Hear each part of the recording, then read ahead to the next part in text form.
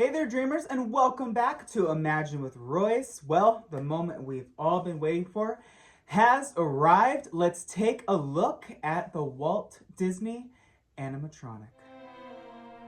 I was stumped one day when the little boy asked, "Do you draw Mickey Mouse?"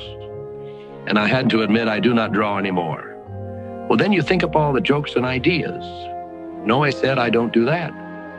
Finally, he looked at me and said, "Mr. Disney, just what do you do?" Well, I said, sometimes I think of myself as a little bee. I go from one area of the studio to another and gather pollen and sort of stimulate everybody.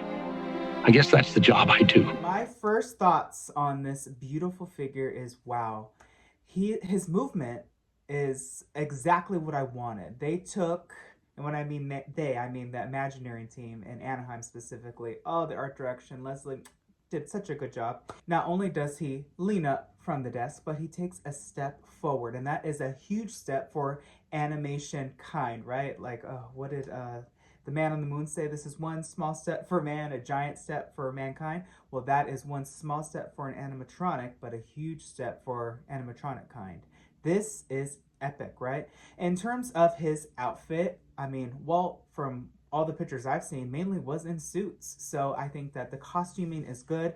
The animation, the movement is beautiful.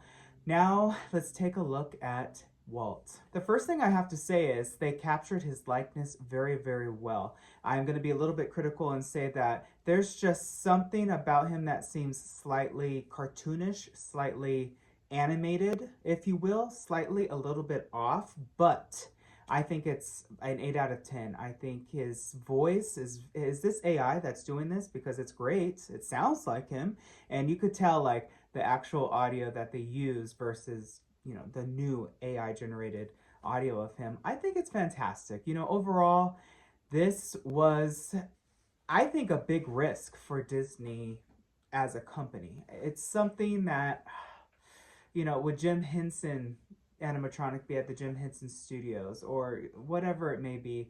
It's iffy. It's definitely an interesting concept and idea to create Walt. He was kind of the godfather of animatronics. He was all about it, and now he is one. But to others that don't know him or that are children, they will never know Walt other than this animatronic. Or if you're visiting from foreign land and you see him, it's just an interesting way to see and interact with a man that did exist, that was alive. Remember, a lot of these animatronics that we see are not alive. The pirates were never real. It's kind of like, Julie Andrews, right? You saw her in the Mary Poppins scene in the Great Movie Ride at Hollywood Studios. It didn't look like her, but it did. I feel like Disney kind of hit the same nail on the head with this Walt. It looks like him, but it doesn't. It's slightly off, but it's convincing enough to where it works. Now let's take a look at the set. Obviously, the window outside, I feel, should have been not just a picture. I think that it should have been a TV of some sort,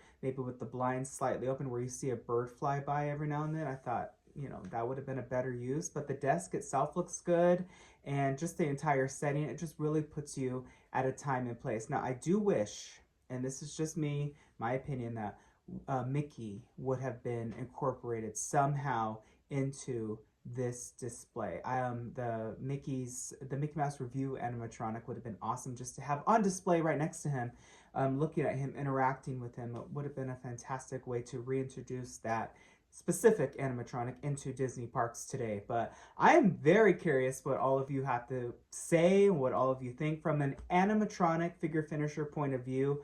The hair looks good, the mustache, his complexion, it's matte, it's not glossy, so it looks extremely realistic. Like I said, I even paid attention, I caught his wedding ring, which is awesome. I remember when we were doing the Pirates of the Caribbean for Shanghai, and the rings were not only just slipped onto the hand anymore, but they were actually molded as part of the mold. So they were just now painted, but they were part of the skin. So I see that that's exactly what Disney did with him, which is just incredible. And like I said, the step forward was just incredible.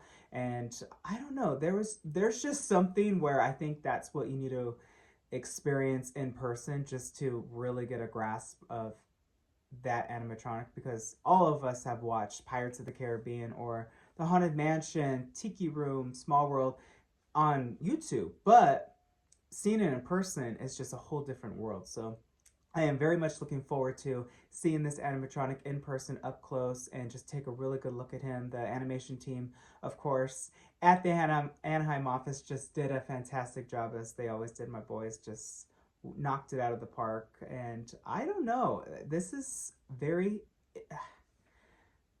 You're all gonna ask me what do I think. I think it's interesting, and I think that it wasn't necessary. Am I mad it happened? No. Am I super like, oh my gosh, I have to experience this every time? That's not how I feel either. I don't know how I feel. It is what it is. It happened. But I want to know what all of you think. So please drop a comment in the comment section below. This is going to be a very fun comment video to read. So yeah, until next time, dreamers, always remember not only to follow your dreams, but to chase them. And I will catch you in the next one. Later. No, I was stumped one day when the little boy asked, "Do you draw Mickey Mouse?"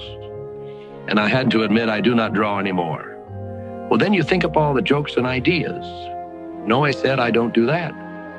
Finally, he looked at me and said, "Mr. Disney, just what do you do?" Well, I said, sometimes I think of myself as a little bee. I go from one area of the studio to another and gather pollen and sort of stimulate everybody. I guess that's the job I do.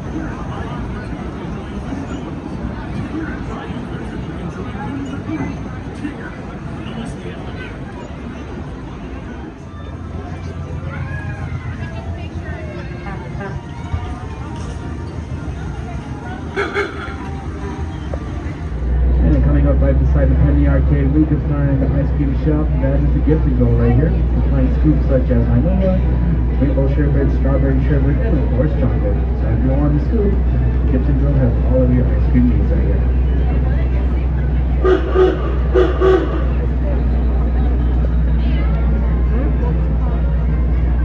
And coming up right here, we have the Market House, aka Starbucks. And refreshments such as your caramel macchiato, cafe americano, and of course strawberry asada. So if you want your refreshment, of course, please forget your needs. Market House, aka Starbucks, has all of your needs right here.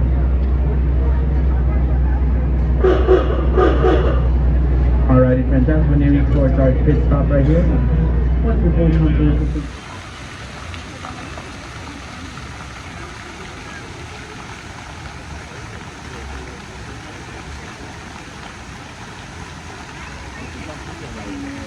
Thank you.